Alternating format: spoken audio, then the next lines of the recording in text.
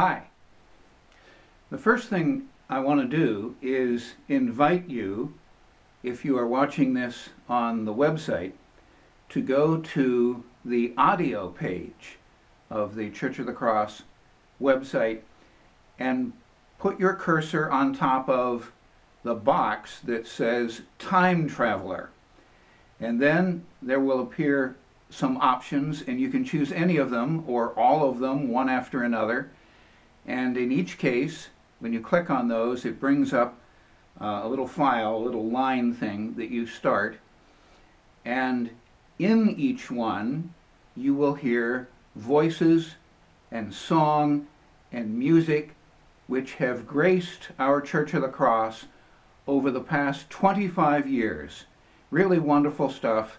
Theater of the mind stuff, as we used to call radio, because you're allowed to remember and envision and see all kinds of things as you hear these sounds from the life of our church over the past several decades. Now that I've gotten that promo in, I should say that there was one audio time traveler segment that kind of begged to be seen as well, and that's the one we're going to see now. And it's also relevant because this year, as awful as it sounds, we cannot come together to celebrate Holy Week for all the obvious reasons, for the pandemic reasons. And so we can enjoy a past Palm Sunday. And when I first saw the date on this file, and this is how date challenged I am, it didn't occur to me what had happened that day until I actually watched it. And as it turned out, I was sort of a silent partner to the drama that took place, because I had memorized every line in the play so that I could rehearse it over and over and over and over again every morning while we were waiting on the school bus with my youngest son.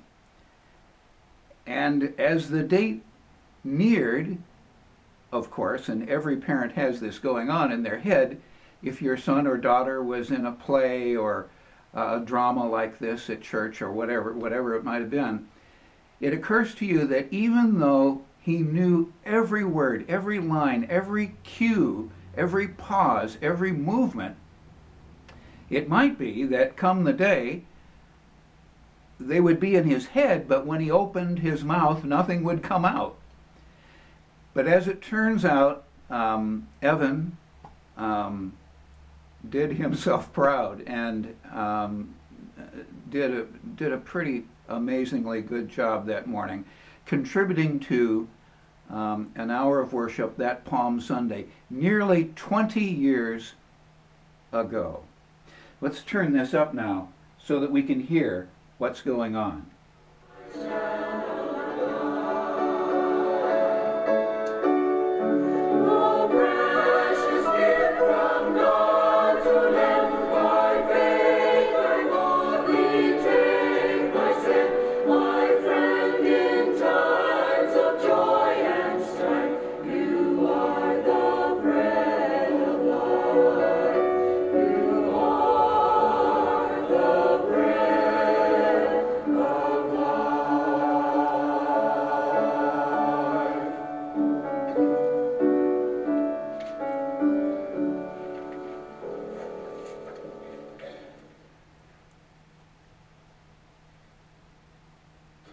With my own ears, I heard him say that he was the bread of God. And then he said, I am the bread of life. I was confused. Who wouldn't be? What could a man possibly mean claiming that he was the bread of life? I now know that he spoke the truth. This is the story of how I came to know him through the breaking of bread. Father, where are you? You won't believe it. I have to tell you everything. I'll burst if you're not home. Mother, It's the best thing in the world. It's better than 1,000 pieces of silver. It's the best thing that ever was. 1,000 pieces of silver could come in handy. You won't believe it. I can't believe it. Just wait till I tell. Lucas, that's not the basket you left with this morning. No, it's one of the 12. The 12 amazing baskets. Oh, Mother, Father, where shall I begin? Suppose you sit down and catch your breath. Here's a nice cool drink of water. And tell us as slowly as you can, did you see the rabbi? Did I see the rabbi? Did I see him? I spoke with him. He put his hand on my shoulder while his disciples were counting the loaves of bread and fish you sent this morning, Mother. He looked at me and smiled as if he knew. He had to know. He did know. He knew exactly what was going to happen before it ever did. He's amazing. Here, sip your water, Lucas. You're not making any sense. Here's how it happened. It was late in the day, and I still had the loaves of bread and fish you sent this morning, Mother. You didn't eat the lunch I packed for you? No, I just got so caught up in what the Rabbi Jesus, that's his name, was saying that before I knew it, the sun was going down, and I still had the loaves of bread and fish you sent this morning, Mother. Well, what happened to your lunch? But listen, I gave it to him. Oh, but son, you must be starved. No, I couldn't hold another crumb. All of us on the hillside ate as much as we could hold. And look, here's a basket of what's left over. Son, we are poor, yes, but we do not beg bread from others. It's our bread, all of it. It's the barley bread you baked this morning, Mother.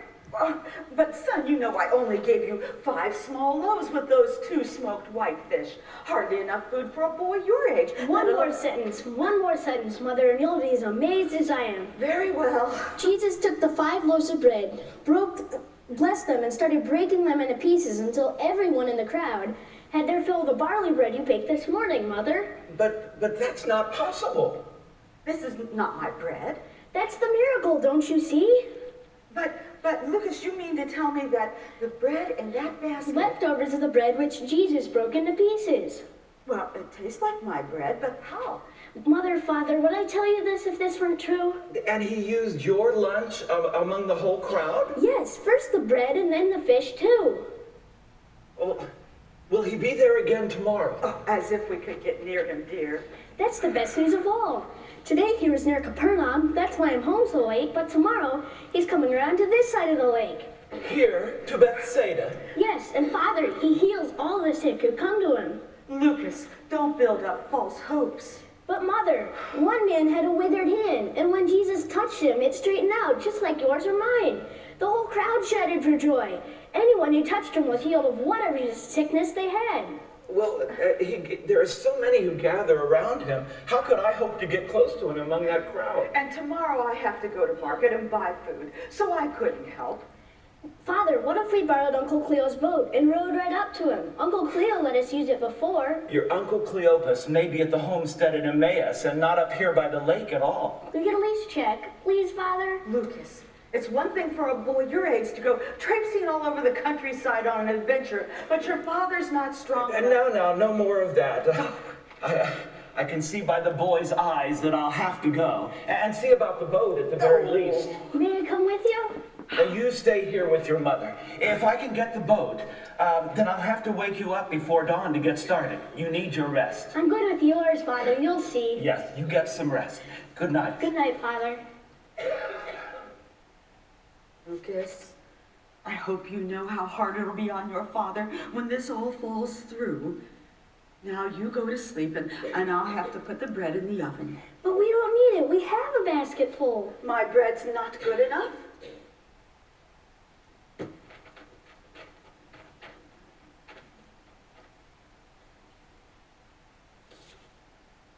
Dear God, thank you for the bread. Thank you for Jesus. Please let my father get to him tomorrow. Bless Father and make him well. Bless Mother too and help her to understand. Bless Jesus in all the things he does. He's so kind and good and powerful. He is just like you. Amen.